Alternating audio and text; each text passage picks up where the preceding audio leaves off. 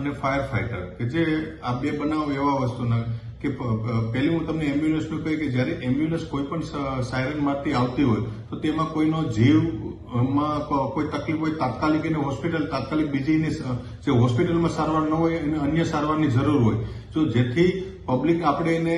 ઘણા લોકો ટ્રાફિકમાં એને એવોઇડ કરતા હોય છે પણ એ એવોઇડ ન કરીને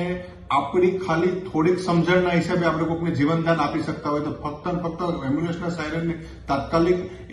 એની પાછળ અથવા એને આગળ ન ચલાવી એને તાત્કાલિક રસ્તો આપીએ જેથી કોઈને કારણ કે આજે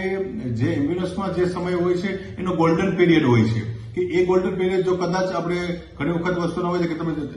5 મિનિટ વહેલા પહોંચી ગયા તે સારું થયું કે આ વસ્તુના ટ્રીટમેન્ટ થઈ શકાય એટલે આમાં આખો કહેવાનો માનવ જિંદગીના અને માનવતા ના ભાગરૂપે આપણે કોઈ પણ એમ્બ્યુલન્સના સાયરનના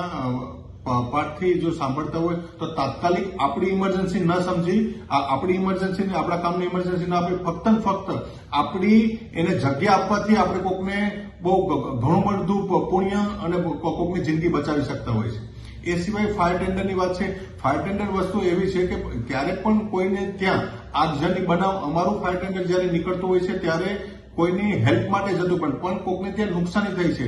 પબ્લિકને કે કોઈને ખબર નથી કે ત્યાં અંદર લોકો છે નથી પણ અમારો જેટલો રિસ્પોન્સ ટાઈમ જેમ એમ્બ્યુલન્સમાં છે અમારો જેટલો રિસ્પોન્સ ટાઈમ અમે ઓછો કરી કારણ કે અમારી સ્પીડમાં હોય અમારી સ્પીડ લિમિટ કેમાં જો બાંધી કે એવું કરી શકતા નથી કારણ કે તાત્કાલિક પહોંચવાનું હોય એટલે ફાયરના બ્રિગેડના વ્હીકલનું જો સાયરન સાંભળેથી તાત્કાલિક સર્વે લોકોને વિનંતી કે તેમાં રસ્તો કરી દે જેથી કોઈને ત્યાં અઘટિત ઘટના બની છે ત્યાં તાત્કાલિક અમે રિસ્પોન્સ આપી શકીએ અને મોટામાં મોટું નુકસાન છે આપણે બચાવી શકીએ ફક્ત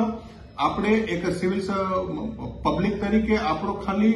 એક રસ્તો આપવાથી આપણે બહુ મોટું બધી નુકસાન કોઈની જિંદગી કોઈની પ્રોપર્ટી કોઈના પરિવાર બધી વસ્તુ આપણે બચાવી છે એટલે લોકોને અપીલ છે કે એમ્બ્યુલન્સ હોય કે ફાયર ઇમરજન્સી કારણ કે આ બધા બે વ્હીકલો એવા છે કે જ્યારે ઇમરજન્સી સિવાય વગાડતા નથી ઇમરજન્સી સિવાય કન્ટિન્યુ વાગતા નથી કોઈ ખાલી નીકળીને એમાં સાયરન વગાડતા નથી જેથી આ બંને સાયરનો સંભળાય ત્યારે ખરેખર એની ઇમરજન્સી છે અને તાત્કાલિક એને રિસ્પોન્સ આપવાનો છે એટલે લોકો એમાં સહભાગી થાય ન કે એની આગળ પાછળ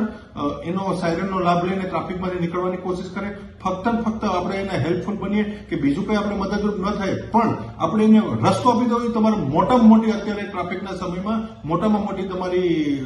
શું કહેવાય પુણ્યનું અને તમારું યોગદાન છે સર કદાચ આ લોકો કોઈ આ રીતના કરતા હોય તો એની ઉપર શું કાર્યવાહી થઈ શકે એ તો જે આપણા જે રૂલ્સ અને મોટર વ્હીકલ એક્ટના જે રૂલ્સના જે નિયમો છે તેના મુજબની જે લીગલ વસ્તુ